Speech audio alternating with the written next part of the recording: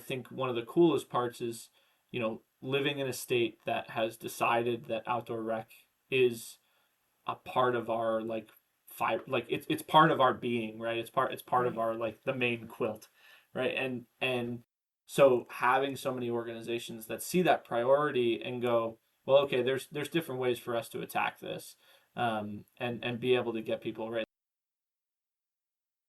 This episode of Grounded in Maine is sponsored by ESG Review. ESG Review magazine is published quarterly in February, May, August, and November, and is available for free in print and digital formats. ESG Review is devoted to environmental, social, and governance strategies, technologies, and investments. ESGreview.net is updated every Wednesday with 8 new stories and is home to feature articles, news items, and more. Visit esgreview.net to stay informed and help us spark the collaboration and awareness needed to develop sustainable economies and communities around the world.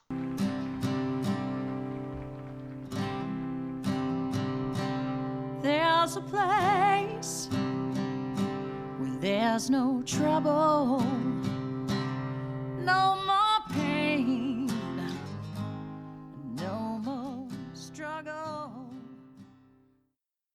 Grounded in Maine podcast is an open conversation about how we show up for the world. I started this podcast out of a desire to learn new ways to be sustainable because the word sustainability is big. It can be overwhelming, and I just wanted to learn, different ways to try to be part of the solution and not feel like it's too late. So I'm talking to people who are doing different things and learning so much. I hope you are too.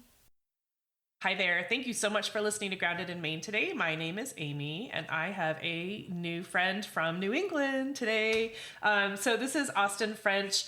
He's actually not from New England, but he is in New England. He's in Maine, actually. So Austin, thank you so much for being here. I'm excited to learn more about why you do what you do, because you are a podcaster, but you also work in outdoor recreation. So thank you so much. I please tell us more about how you got to where you are, and I'm going to let you talk now.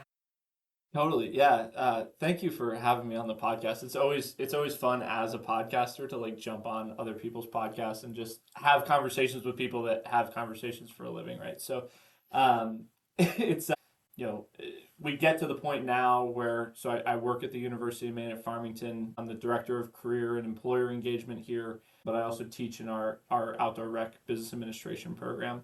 And like you hinted at, about a little under a year ago, decided that I wanted to start my own podcast, really focused on Maine's outdoor recreation economy. Right, it's an incredible force to be reckoned with. Like I'll say it that way. That we just got the new numbers. It's like a $3.9 billion industry in Maine, and so being able to just like help tell those stories, because I know, like, as a kid who grew up in New Jersey, right, there was no reason that I should have ended up in the outdoor rec space in the first place. But Right? I was really fortunate that, I had a family who prioritized getting outside. And so I got very acclimated to that lifestyle as a child. And then, through a whole series of different things that I'm sure we can dive into, it was really looking at, okay, there are some career opportunities that I could really pursue in this space, and so for me it was, when I was 15, I watched the movie Aspen Extreme, which for anybody who hasn't seen that movie, strongly recommend it. It is the cheesiest 90s ski movie, right? Um, and these two guys, TJ and Dexter, decide that they're going to move from this small little ski area in Michigan, and they're going to move out to Colorado and try to live the ski bum life, right? And um, one thing led to another. They land in Aspen, and TJ becomes like the poster child of the ski school there. And as like a super cocky 15-year-old, I was like, I think I could do that. And so the next year, tried out for the ski school at my local ski area in Northeast Pennsylvania, Blue Mountain, and the rest was kind of history, right? Like once I started working in the industry and realized how much I could take a really strong passion of mine and bring that to others, right? Like that's it's one of the most rewarding things that you can do, right? And so catapulted that into all kinds of other things to kind of get us to where we are now. But that's where it all started. That's really fun. I mean, so you watched a cheesy movie and you're like, that's what I want to do. Life goals. Yeah, totally. Wow. I mean, I'm sure in like the movie business, people are like, yeah, I want to act, I want to do that, but like, I want to do like the whole ski thing and outdoor. I mean, how long are there a lot of jobs in outdoor recreation that you know of? Yeah. So in addition to that $3.9 billion number, we also have there's just in the state of Maine alone, there's over 32,000 people What? employed in. Yeah. Are they all the So ski slopes? no. One of the coolest parts, like when we look at the outdoor industry in Maine, we're super fortunate that we have this really incredible balance of both the more traditional like experience providers of like the resorts and all of the various companies along the coast that are like helping facilitate these great things. And obviously we have the main guide process, so we have a lot of guides who choose their various disciplines to help facilitate those experiences for guests. But we also have the product makers, right? Like whether that's the LL Beans of the world or the Old Right. Town Canoes or the Hyperlight Gear, right? Like all of those places call Maine home. And so you get this really amazing collection of potential career opportunities within this space. You know, like we talk all the time. It's like the quintessential Maine experience is going out and experiencing a Maine place, using a Maine product with a Maine guide, right? Like True story. that is the full holy grail. Like let's pull it all together. Right. Well, and that's where LL Bean comes in really, because they do outdoor school stuff and so you have I think they have Maine guides that offer like sightseeing stuff like that. I think I read that there are only 4 states in the country that have a guide service. Does that? Yeah, it's something like that. I should remember this because we talked about this many podcast episodes ago. But yeah, it's a very small number. It is definitely less than 10. I'll put it that way. And it's been really interesting as I've gotten more and more connected with various folks across the country that work in the outdoor rec space, and especially on the workforce development side, like now with me at the university. Maine is so fortunate that we do have that guide process because it offers a very clear standard for like who is bringing folks out into these various outdoor environments, right? When you think about some of the more specific disciplines within it, right? Like you have the standard recreation guide that you would think of for like hiking, backpacking, camping, like those types of things. But then when you look at whether it's the hunting or fishing side or the whitewater rafting side or the sea kayaking world, right? Like there are a lot of variables, right, that we have to be thinking about if we're going to facilitate those kinds of experiences. And I appreciate the fact that I live in a state now where like that's having that standard as a priority, because we're vacation land, right? There's so many people that not only live here but come here to have that amazing experience and get to see everything that Maine has to offer. And so there's a responsibility there on the guide side to make sure that we're keeping people safe, giving them a great experience, and hopefully encouraging them to come back and do it all over again with us. Yeah, you did an episode with a Maine guide or about Maine guides. What exactly do they do? Are they like historians? Do they know about the places? Are they sightseeing? What? Yeah, so I've known guides, but I've never actually said, what do you do? I wish my co-host was here. She is actually a registered Maine guide, both There she recreation is. and sea kayaking. She's awesome, Sam Andrews. So there's a lot that goes into that whole process, right? Like from plant and animal species identification to traditional map and compass skills. Like if you're lost in the woods, can you actually get yourself home? Is it a licensure? Licensure? Yeah. It is. Yep. Yeah. And so, and then other things like just like risk management when you're in those environments, like being able to understand weather patterns and all kinds of different things. Like I would be doing a disservice if I really tried to dive into it because I have not gone through that path myself. But there's a lot involved. Okay. That's just, it's really interesting that um, that there aren't more states that offer that.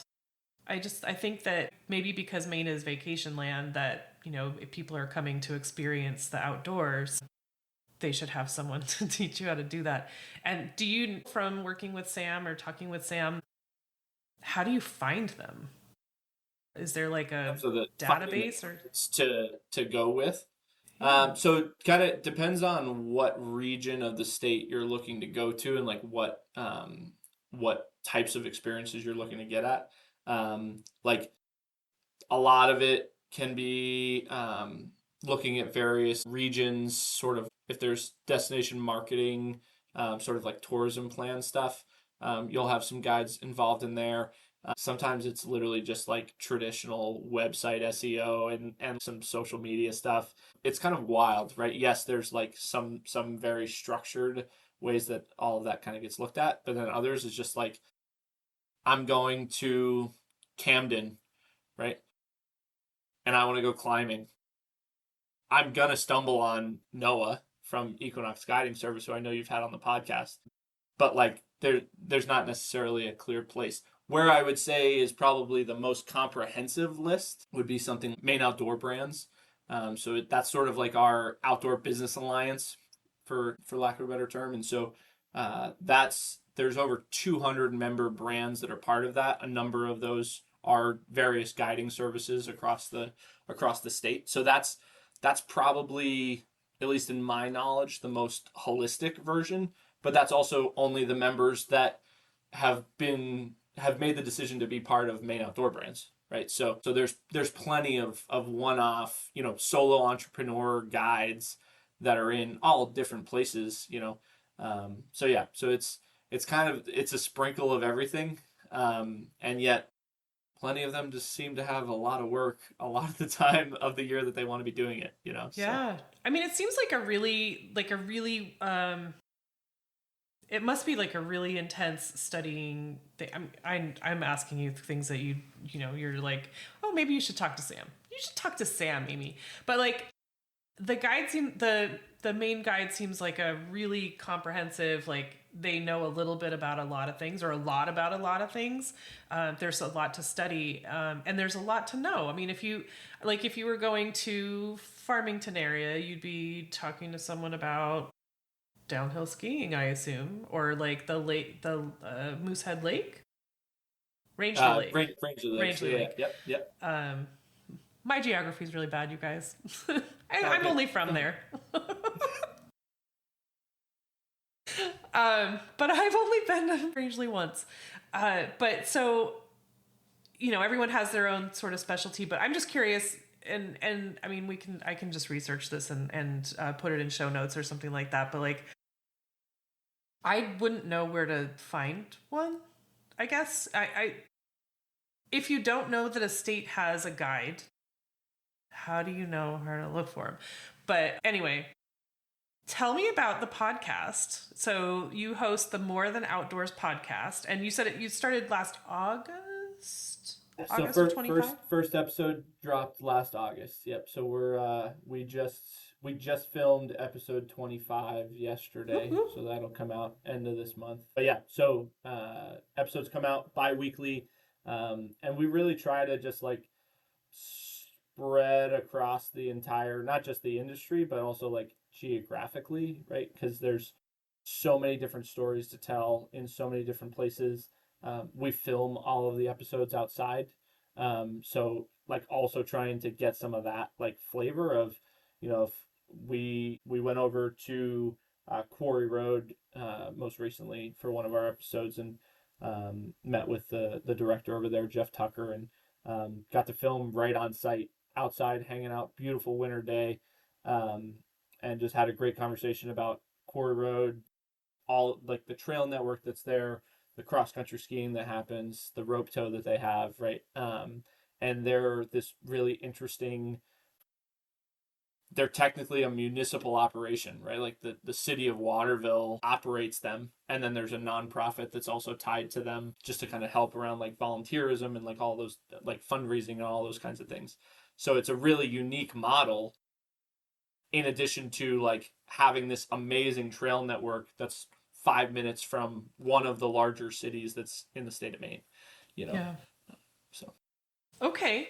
And so, more than outdoors, this is exploring the geography of Maine and what's available and what's fun to do, stuff like that. I know the last episode that I listened to, there was a lot of talk about like certifications, but so you're highlighting all the things that are available to do in Maine. I say just again. I don't know why I keep doing that. But so you're talking about all the great things that are available outdoors in Maine because Maine is vacation land. That's the nickname. And, so I'm curious, like how you decided to do more than outdoors. I mean, obviously that's what you're doing for work also a little bit. And then you met Sam and you were like, let's do something fun. Yeah. So this kind of all came up because I went to UMF as an undergrad student, right? Graduated. That's actually another fabulous story about how I found out about UMF. We'll put a pin in that and come back to it later. Okay. So I went through the program, then came back on the staff side, and Sam I actually got connected with through an alum who I went to school with here, and Sam had like done a couple of different like community college and 4-year institution experiences, but had completed an associate's degree, had never actually finished her bachelor's degree. And so at UMF, we do like an adult degree completion program. So looking at like understanding courses that you've already taken at various institutions, looking at actual experience that you have, and building what we call credit for prior learning portfolios, right? So, Awesome. So I got connected with her. One of the things that she did still have to do as part of the program was the required internship that is built into our outdoor rec business admin program. And so we end up setting her up with an internship with the director of the Office of Outdoor Rec at the state level here, Jeff McCabe. And internship went really well. We were like, I think like this is a cool story to tell. Like there's some marketing behind this like potential. And so we go and we do a shoot and we finish up all the interview content kind of stuff. And I don't even remember how it came up, but we start talking about podcasting and I was like, yeah, like I've always thought about doing a podcast, but just I always imagined myself like having a co-host and then bringing on guests. So it was like never really found that person that I wanted to do the podcast with. And just frankly, like there was plenty of time in my life where I was just like, I don't have the time to do this. And we kind of looked at each other and we were both like, oh, I think this is happening. And so within like less than 24 hours, we had like drafted up the first 3 outlines for the first episodes and all kinds of stuff. And so spent a lot of last summer kind of building up an initial bank of episodes just so that, because we knew summertime was probably when our schedules were like the least crazy.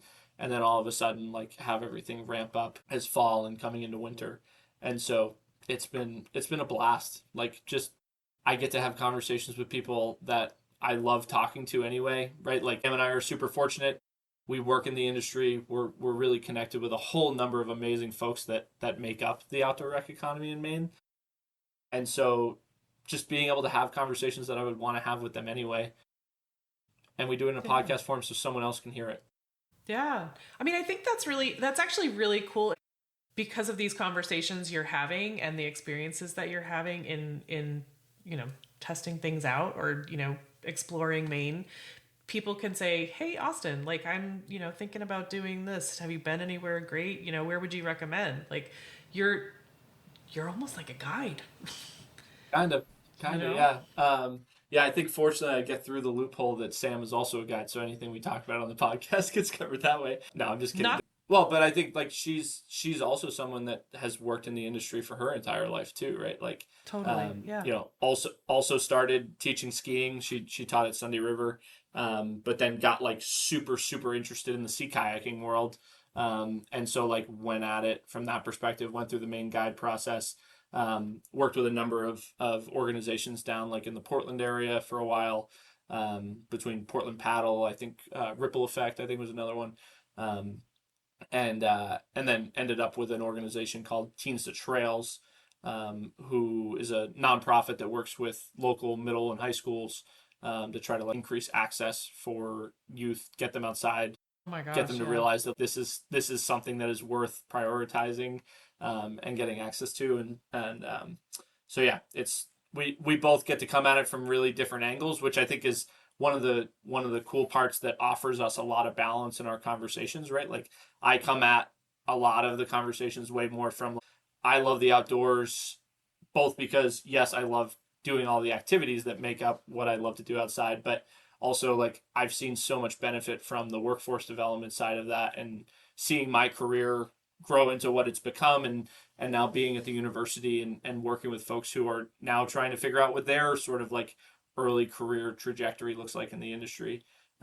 Where for Sam, it always comes back to the access component of like how do we maximize the number of people we get outside, while also embracing the physical, mental, emotional well-being benefits that come with getting outside and being in nature and all those things. So it's cool because we get to have a lot of really interesting conversations, and I think it's one of the biggest pieces. Like when I was talking earlier of I kind of always envision the podcast being me and someone else, so that way if we have a guest where I don't necessarily feel like I have quite as much to Mm-hmm. offer in the topic, right? Right. Like I get to play a lot more facilitator, moderator, and just kind of like roll Let with the Sam go. punches in terms of like how Sam and vice Yeah. versa, So yeah, it's a lot of Yeah, you fun. guys can tag team where you're more comfortable. That's really cool. And then between the two of you, you can pretty much handle anything.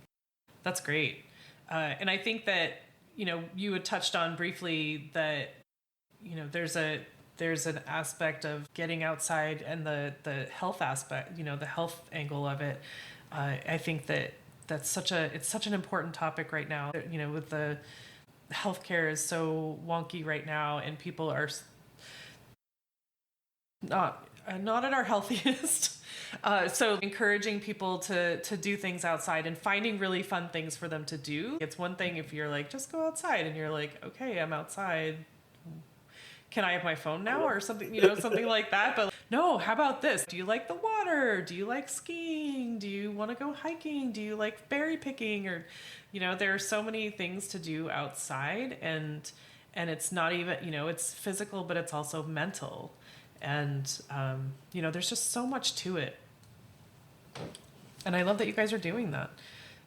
So what was with the podcast, like you said 25, you just recorded 25 yesterday, episode 25? Yeah. What has been your favorite place to do something outside so far in Maine? Or your favorite episode? I could say that, and then Yeah. I have so I'll say it this way. The most natural conversation that we have had, right, which tells me that like the sort of end user experience is going to be incredible, was we did an episode with two gentlemen. Okay. So episode was with Gabe Perkins, who's from Inland Woods and Trails, based out of like the Bethel Rumford area, and then Todd Papineau, who is a physical education teacher at Mountain Valley High School over in the Rumford area. And we filmed the episode like out in this trail network that's behind the high school, literally set up all of our chairs on this like mountain biking bridge. So beautiful wow. scenery. But it was such a natural conversation about like talking through how trail networks are these massive community assets, and understanding like the real value that they bring, not only economically, but like when you have this trail infrastructure that is winding through your community, what that means for like getting that person who maybe wouldn't have seen themselves in the outdoors, giving them that like easy outlet to really be able to like dive in and see that it is for them, and that it's again, access all of the incredible health benefits that come from being able to be active in the outdoors and all that kind of stuff. So I would say that one, like the two of them have more personality than like any duo that I would ever put together, right? And so being able to have all four of us talking through that topic was a lot of fun. Yeah. Oh gosh. Well, and you must have been able to tackle like everything, between four of you, and as a PE teacher, like it has to be like just super passionate, especially when kids these days are the video games and the phone attachment and stuff like that. Like, oh man. Okay. Well, and I think, well, with that though, right, one of the things that Todd brought up a number of times throughout the episode was he was like, look, I use technology to my advantage, right? Like whether that's like using the Strava app. So there's like a whole series of different apps that folks use, especially for like when they're doing mountain biking or anything like that. And so he's like, it's a great tool for me because they get to start to feel the like, oh, make sure that this mountain bike ride gets tracked in Strava, and like, right. The leaderboard starts like playing into the whole thing, right? So like, there's a gamification to that like sure. you can, if you have someone who is already attached to the tool, it allows them to use the tool to encourage them to go outside as compared to sit on the couch and scroll TikTok until I mean, I have the plant identification app and also the Merlin bird app. And I don't know, do you have the Merlin bird app? Like, I don't, but it was another one of the things that came up in the up in the discussion. Because they totally gamify it. They're like, see if you can find the bird of the day, and if they identify the bird of the day, there's this like woohoo, like they highlight it, and I've totally posted it on Instagram a few times. Like, I got the bird of the day. It's very, I'm in my 50s and this is what excites me. But it's also really cool when it's especially if you can hear it when it's being identified, and then and there's something for everyone. I think that's really cool, and I love that idea of like using it to your advantage. That's really cool, and it's really smart of them to gamify it, like with with Strava, like if you want to compete with your friends, or just track how far you're going and stuff like that. And then with the bird one, gamify it and see if you can find the bird of the day, that type of thing. And I'm always like, oh my gosh, I just identified not me, but the app identified 18 birds in a 10-minute period. Like, that's so cool. It's fun to do stuff outside. It really is. Yeah. Well, and like, look, I'm not a doctor. I'm not even going to remotely pretend to know all of the behind the scenes reasons for like why being outside is so beneficial for your health, right? But I dare you, like, go outside and walk in the woods for a little bit and come back and tell me that you don't feel better. Like it's just there's something so innate about it that like, no matter how the brutal natural the day light, that I had at the work, fresh air, the leaves crunching under your feet. Yeah. Like no matter how brutal the day I have at work, there's nothing that just like a walk on a trail doesn't fix. That's awesome. And you were saying that we were going to come back to UMF.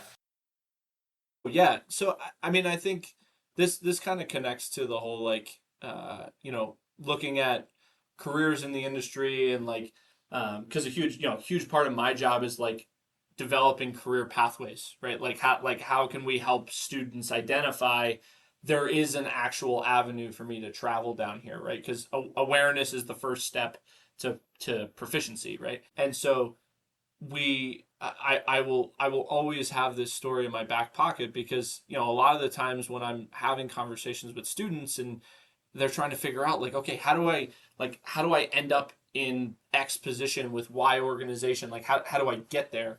Yeah. And it's like, yeah, some of it is super structured and like you might meet them at a hiring event, right? But I think back to like so much of my life changed because of an event that happened when I was a sophomore in high school.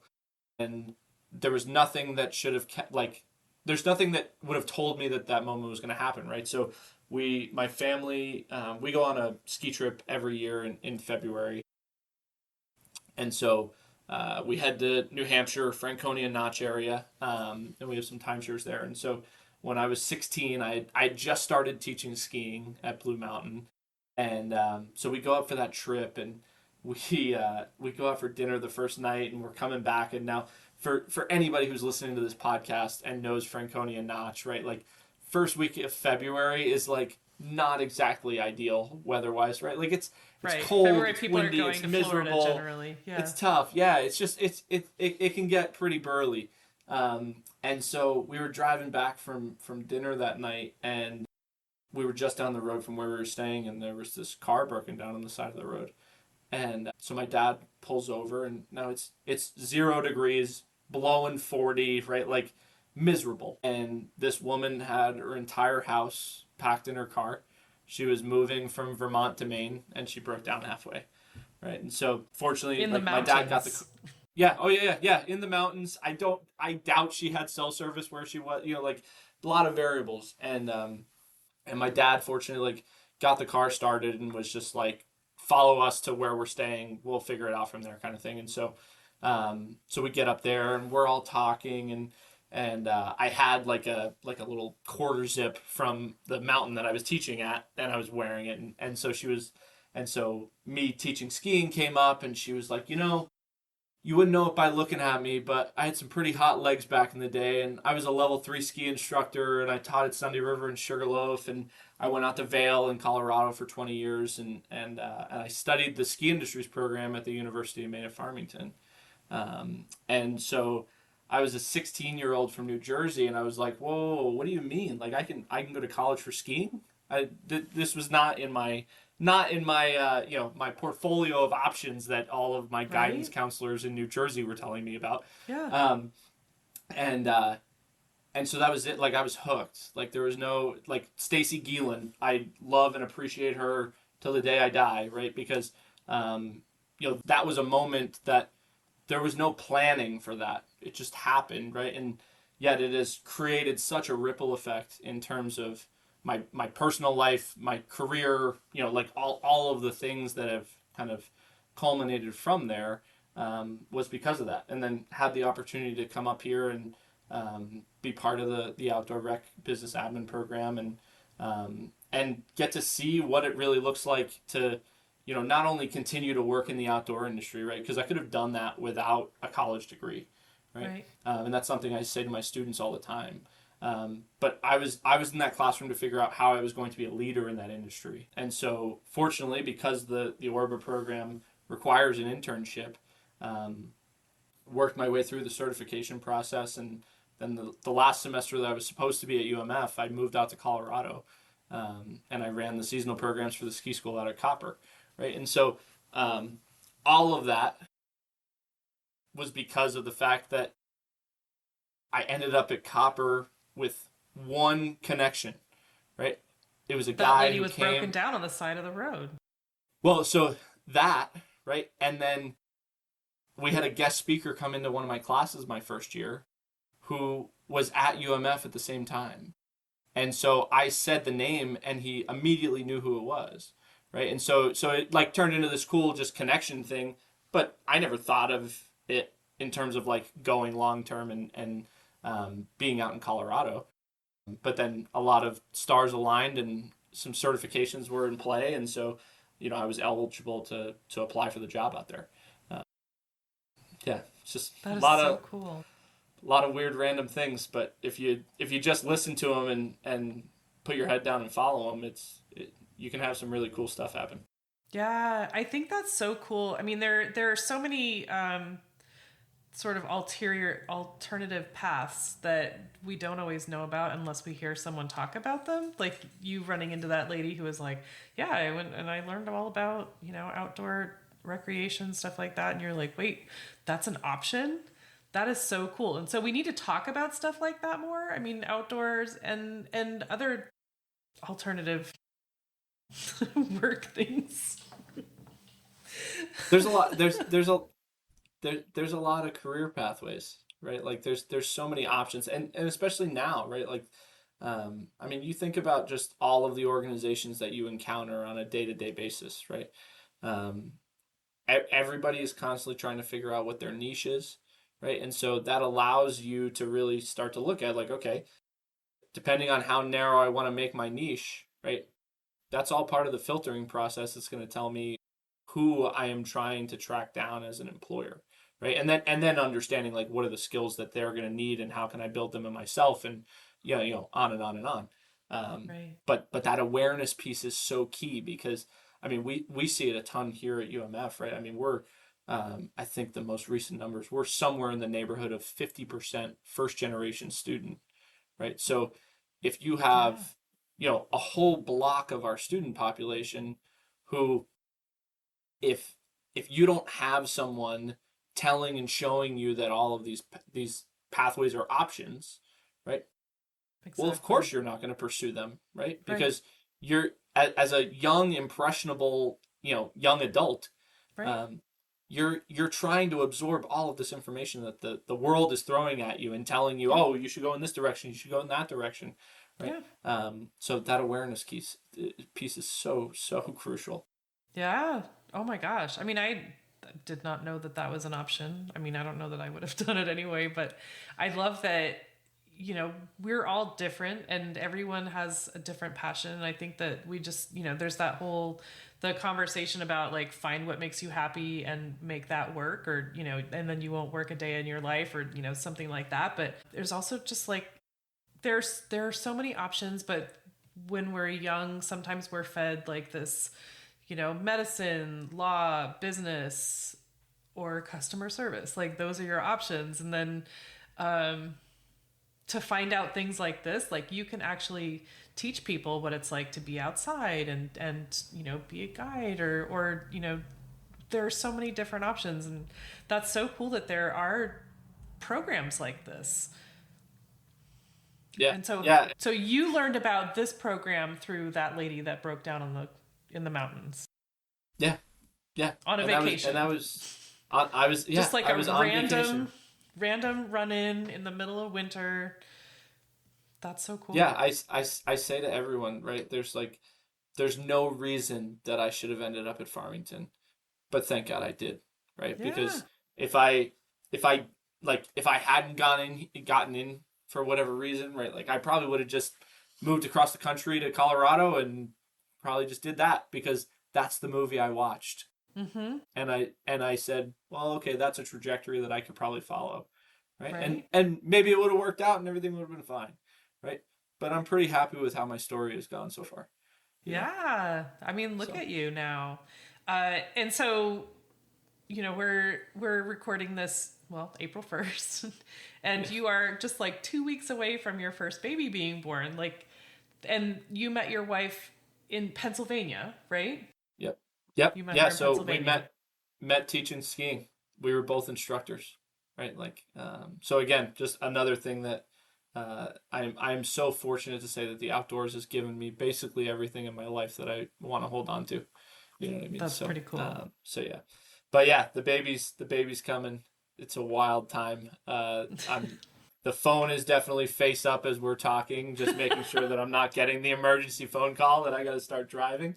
Oh my gosh. But it's, it's an amazing chapter that like we can't wait to start, and I mean, I've said it for a long time, like a huge sort of part of me understanding myself as a parent is saying a phrase that I know that my dad has said for a really long time, right? Like I'm raising my future ski buddy. That's what it is, and so however I need to do that, I will figure out a way,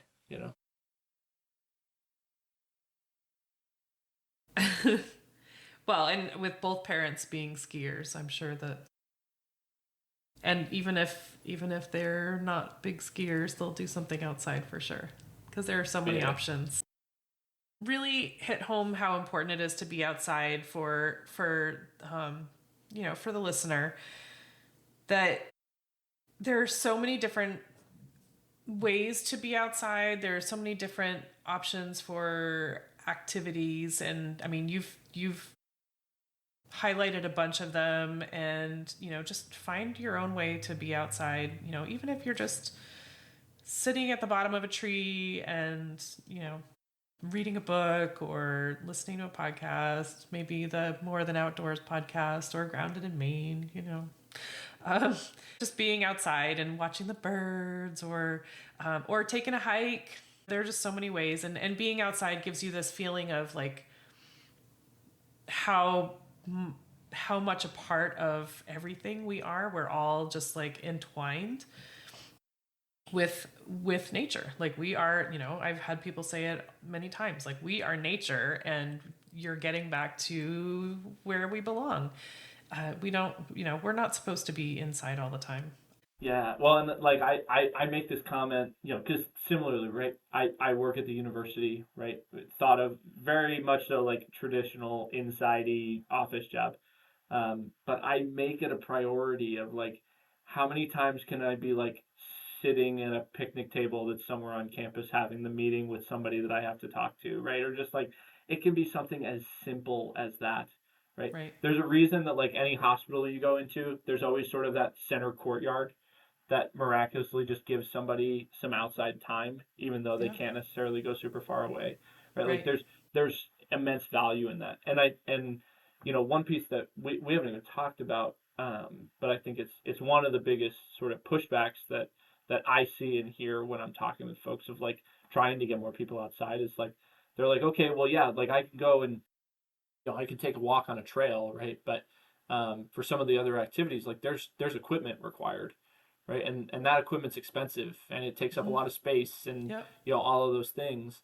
And one of the things that we are so fortunate to have here in the state of Maine, and hopefully it's a model that we can see go across the country, is this gear library network that we have, right? So there's a whole series of organizations across the state that offer opportunities to be able to rent this equipment for little to no cost, right? So like I'll use an example that I've used in the past.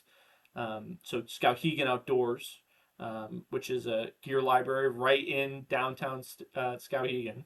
Wow. Somerset County residents, it's like a library card. Like, so instead of getting books, you can get cross country skis or a canoe or whatever. And so being able to have, I think one of the coolest parts is living in a state that has decided that outdoor rec is a part of our it's part of our being, right? It's part of our like the Maine quilt, right? And so having so many organizations that see that priority and go, well, okay, there's different ways for us to attack this, and be able to get people, right. Like I know we talked a little bit in our like preload conversation. I Nordic skied for the first time in my life, right? I've alpine skied every single year since I was 3 years old. Never once did I throw on a pair of Nordic skis, and ended up at a networking event where cross country skiing was like an activity we were doing. And so I was like, well, I don't have the gear. What am I going to do? Right. And so went over to Skowhegan Outdoors. They set me up with everything that I needed, and then went out and got to do the event. Right. But I was not doing that networking event if I didn't have access to the gear, because I probably was not buying a pair of Nordic skis and poles and boots, just to go out the one day. Right. So you could have missed out on that community activity if you did not have that opportunity to borrow. That's really cool. And Skowhegan, my goodness. I mean, I guess I don't know. I'm not going to talk about my geography issues, but it's all good. But that's awesome. Yeah. I didn't know about that, although I do know that through my work there's a company called Gear Trade, I think it is, in Portland area that we have access to, be able to borrow stuff, which is pretty cool. And Yeah. I'll be able Well, to take so advantage once I'm in Maine again. exactly. Well, so you're moving back to Maine. So Maine Gear Share is in the Well, that's what Brunswick it is. area. Yeah. It's and Josh is actually, we've had him on the podcast to talk about Maine Gear Share and the Gear Library Network. So, for any of your listeners that are curious, I think it's episode 4, if I'm remembering correctly. So way back in the time Way machine. back.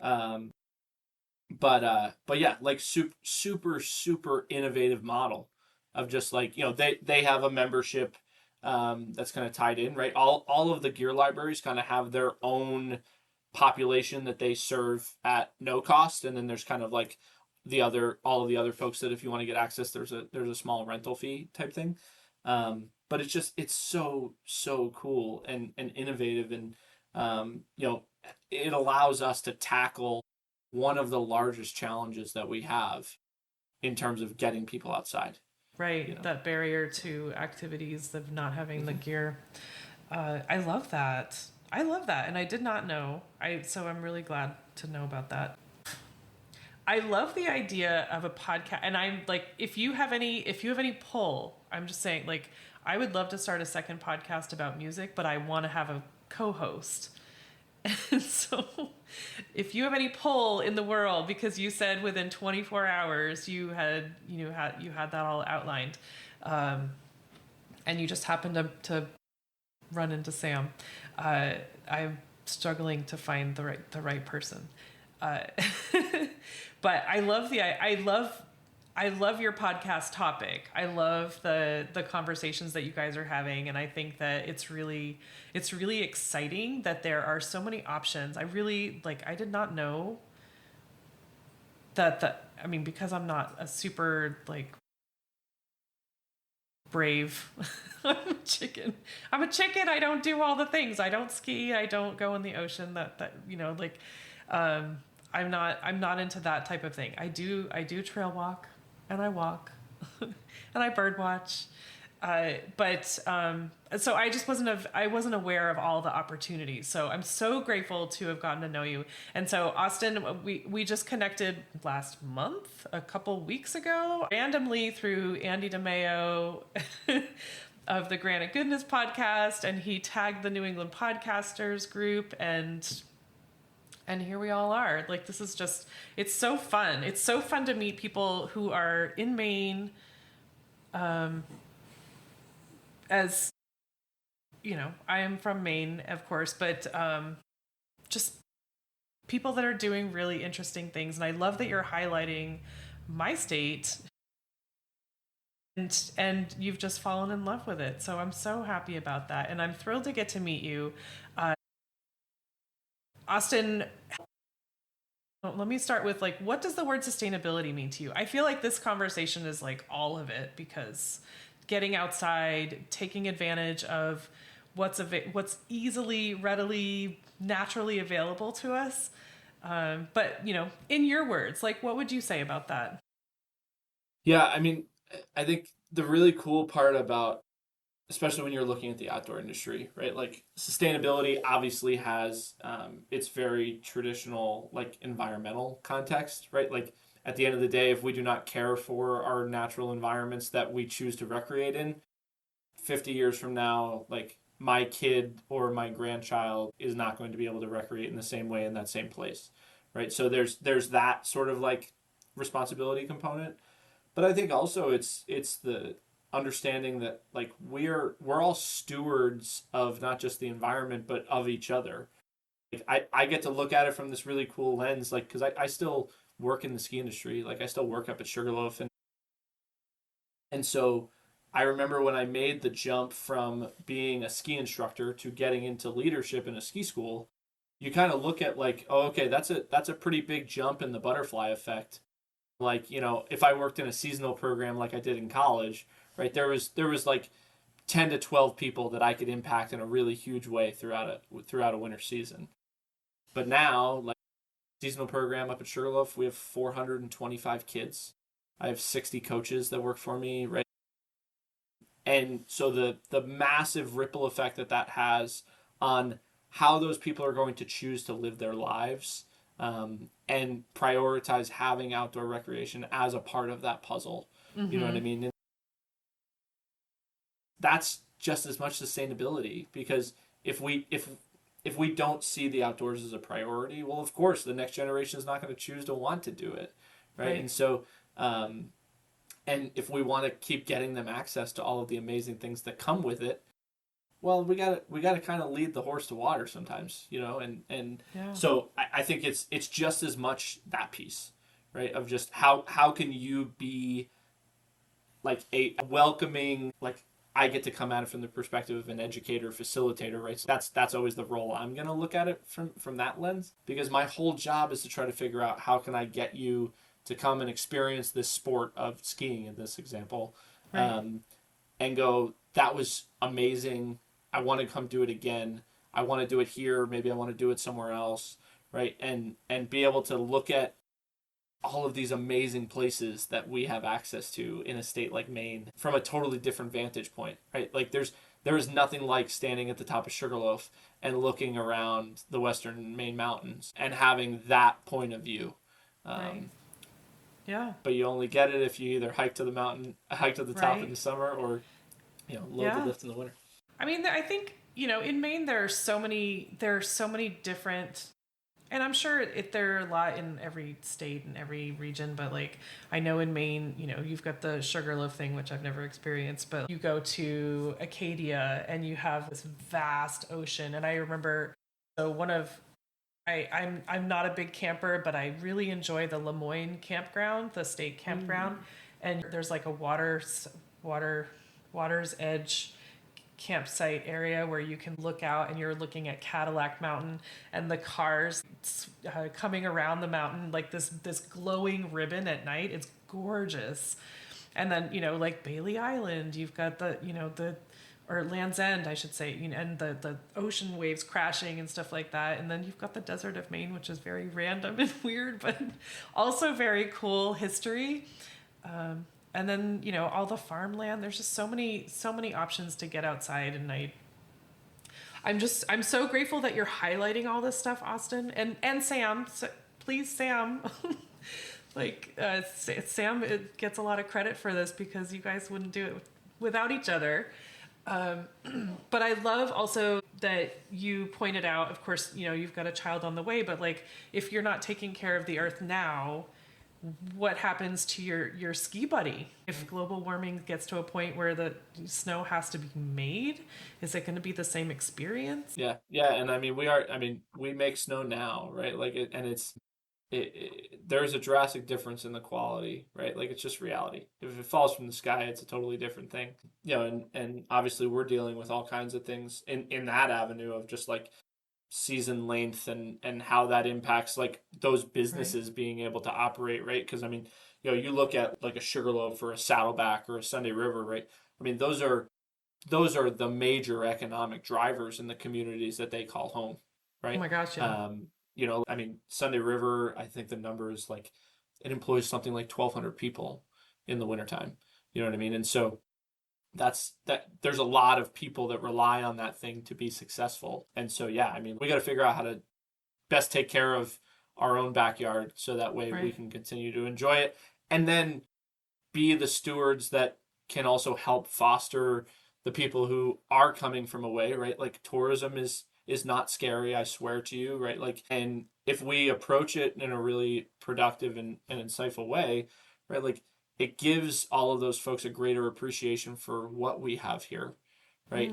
And you hope that then creates a level of impact in terms of how they choose to interact with that environment, right? Yeah, that's a really good point. I'm writing. That's actually really cool to foster that appreciation. I think that's so important with fellow Mainers and with people from the outside. I mean, I know Maine's kind of getting a bad rep for like not wanting people around, but it also really depends on those people coming in. There's just, If you want the tourism benefits, you gotta welcome the tourists. And then, okay, so how can people find you, learn more about what you're doing, follow the podcast, learn about, all that's available in Maine? Yeah, totally. I mean, I will admit I am definitely, because of my job here, most active on LinkedIn. So find me, Austin French, on LinkedIn. But way more importantly, like, follow the podcast, right? I firmly believe that there's a conversation in there for everybody. Hopefully we can, Sam and I can really just continue to do the work of helping tell all of these stories, right? And in long form content, right?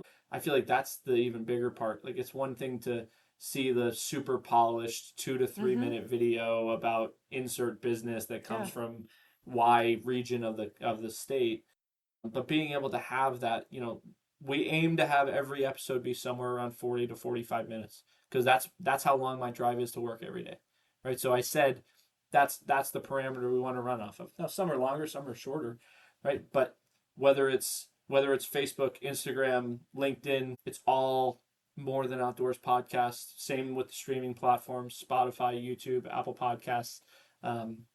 We're on there, and we try to be as active as we can be for the audience. And we also have some really cool stuff coming down the pipeline for this summer, that I might like foreshadow a little bit and say you kind of got to be following to get access to some stuff. So so that's a piece too. Mysterious. Okay, that's very exciting. All right, so More Than Outdoors podcast, you guys. Look Austin up on LinkedIn, find out what he's doing outside. Austin, I think this is such an important topic, and it keeps coming up over and over again about, taking care of the earth, obviously, so that we can appreciate it. And the fact that, and I think that we talked about this before, like, even with Noah, like, Noah brought this out for me, Noah Kleiner. He brought it out for me, that to find the awe, find the beauty in what's outside, so that you appreciate it. And if you appreciate it, you're going to want to take care of it and keep it safe. So, and Austin is another one doing that. So grateful for you and Sam and all you guys are doing and teaching people. I can't thank you enough for this time, Austin. Absolutely. I appreciate you having me. It's nice to think that all of this came from a LinkedIn post. It's so fun. It's so fun how that all happens. Yeah. And I mean, New England podcasters, forget it. Like, just mention them and you're going to have comment, because we're big supporters of each other. But More Than Outdoors podcast, y'all, and check out Austin and all he's doing outside.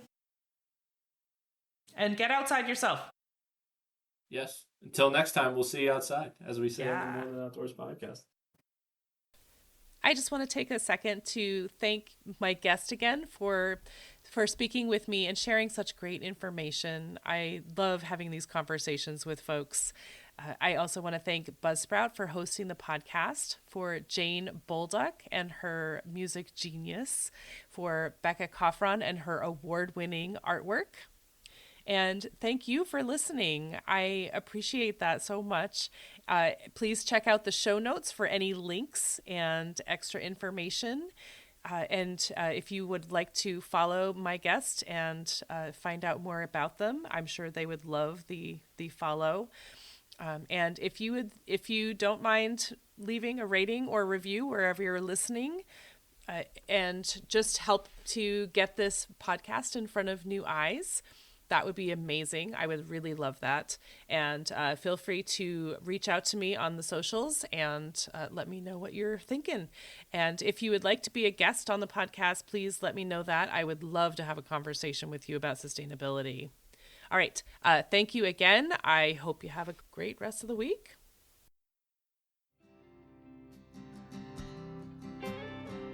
There'll come a day, my mama told me, when I find love to have and hold me, a heart that's strong and so sincere.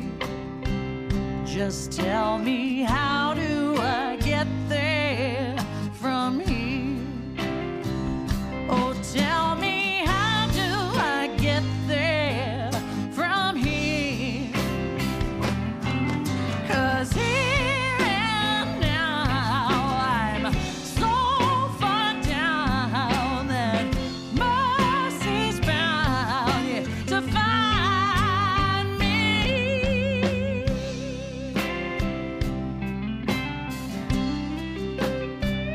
we'll find a way to soothe the sickness.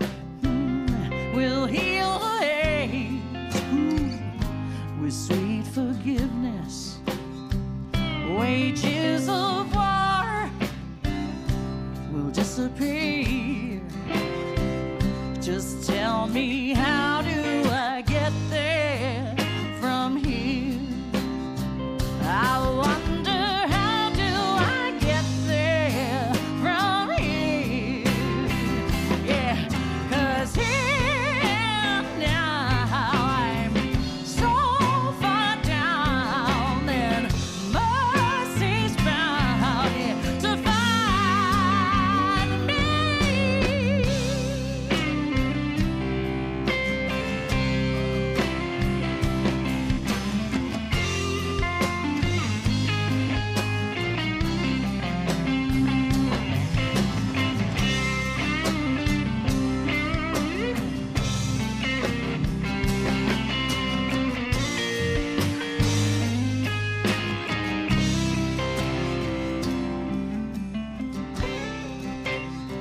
When that state of grace has finally found me, well, there'll be music, ooh, and good friends around me, yeah, yeah.